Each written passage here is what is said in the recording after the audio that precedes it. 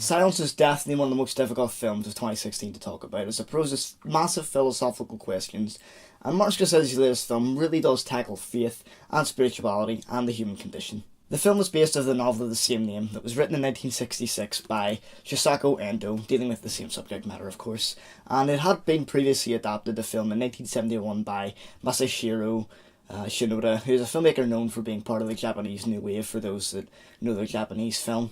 The plot is set in the early 17th century. We follow two Jesuit priests from Portugal that go to Japan in search for their mentor, played by Liam Neeson. The two are called Francisco and Rodriguez. Francisco is played by Adam Driver, and Rodriguez is played by Andrew Garfield. And so they found out that Father Ferreira, their mentor, had been tortured and then renounced his faith. This is a film that I've been curious to see as soon as I heard it was out, because as many of you know, I'm really big into my Japanese culture and history as well, and it was something that I studied in my time at the US. I don't intend to get into too much detail about this film because I want to avoid spoilers, of course, but I'd love to look at a little bit of the history because I thought it was very well done in this film, seeing that I actually know quite a bit about this history. So quite simply, this is the start of the Edo period. This is when Japan kind of went into an almost kind of lockout from society, and the world, I mean.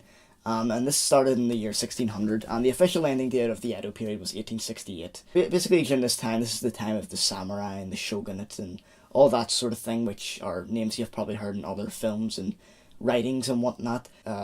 Leading up to the Edo period, Japan had made trade with the Dutch and the Portuguese, which was the only kind of trade that they'd done, and along with that came Christianity. Now, the number of Christians leading up to the year 1600 itself, there was about 300,000 Christians, but once the Edo period kicked in, also known as the Tokugawa period, began, Christianity became completely outlawed, which led to the prosecutions that the film does deal with. The first admirable thing about the film is how well researched it is, and you can tell that Martin Scorsese, this really is his passion project, the thing that he's been working on for almost 30 years, and you can tell he's done the research and understands the subject, because I think it deals with the history with good clarity, and you don't really need to know much of it before going in. The cinematography was stunning, and it was Scorsese collaborating once again with Rodrigo Prieto, who worked with him on The Wolf of Wall Street. Shot in Taiwan, the location's double for Japan, and this is a film where the location really is vital,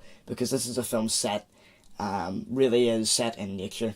In terms of cinematography and style, I think the first thing people are going to notice is just how different this is to Scorsese's usual films, especially his last being The Wolf of Wall Street, a film full of debauchery and fast editing and, glitz and glamour.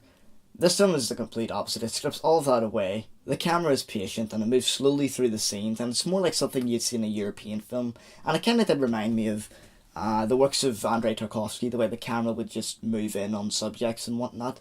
And yeah, there's definitely something much more basic about the camera work in this film, and that's not to diminish the work, because the cinematography here is absolutely beautiful. One thing the film captures very well is all the landscapes and the beautiful nature while all of this is going on, and it's that great juxtaposition of beauty and evil that, when you see it, it really strikes you, because here you're looking at the beach, or you're looking at the nice mountains and whatnot, but there's all this chaos happening. I'm being quite vague because I don't want to spoil anything for you, but there's a great juxtaposition when you see it. It's a really great visual image that, just hits you. The music in the film is almost non-existent, but there's definitely sounds there, not just of the nature, but sometimes some of the drum sounds that kind of ties into old music of Japan as well. But I think this was a great choice to take, because it really gets you into the atmosphere, not just the brooding and somber pacing of it, but also the fact that Japan is in a lockout and it was very secluded from the rest of the world. So being in this environment, it would have been very quiet. It would have been totally silent, especially, before industrialization and machines of any kind. So I thought that was a really good choice, and it did help immerse you into the atmosphere.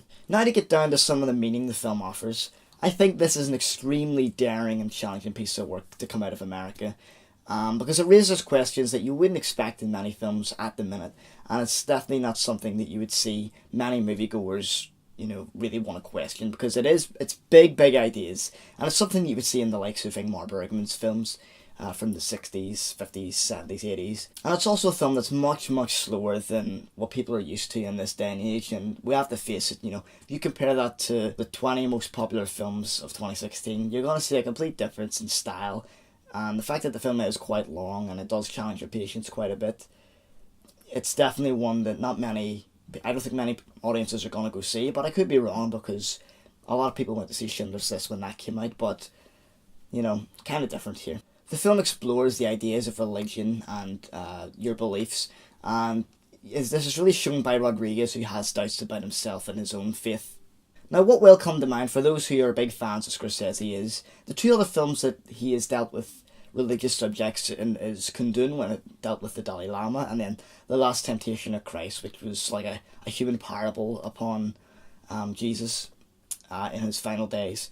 And both are, compared to most of his work, like Goodfellas, Wrecking Bull, Taxi Driver, Casino, anything like that, definitely different stylistically, and I think it shows that Martin Scorsese is someone who really knows his cinema, because there's a lot of cinema that he has seen that he advocates, like African cinema and all those sort of things. There's areas of filmmaking that don't get particular attention, but he is someone who, he's deeply rooted in cinema, and it's great to see more European and Asian influences in his work, because it's something that I wish he did more in some of his films. The ideas of religion and faith and doubting one's faith is definitely a subject that Scorsese covers a lot in his work, and that's because of his heavy Catholic background, which some of you may be aware of. Where Silence really does become a challenging film is whenever Rodriguez begins to think he's like a Jesus-like martyr, and we start to consider whether he's doing everything for his pride or his actual faith. By doing this, it really does look at the conviction that Rodriguez has, and that's when the film becomes almost, controversial.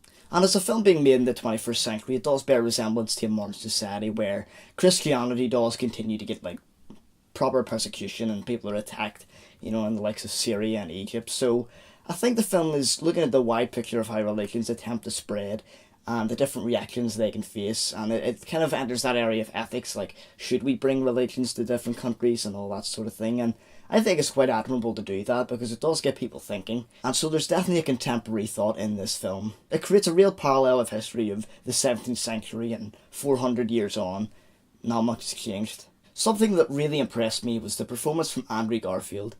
I did not expect something so strong from him, and it definitely proves to be his career best. It's great to see that he can do something so magnetic. And Adam Driver gives another fantastic performance of 2016, with my favourite being Patterson, and he is definitely an actor I look forward to seeing more from, because he's a really, really talented actor.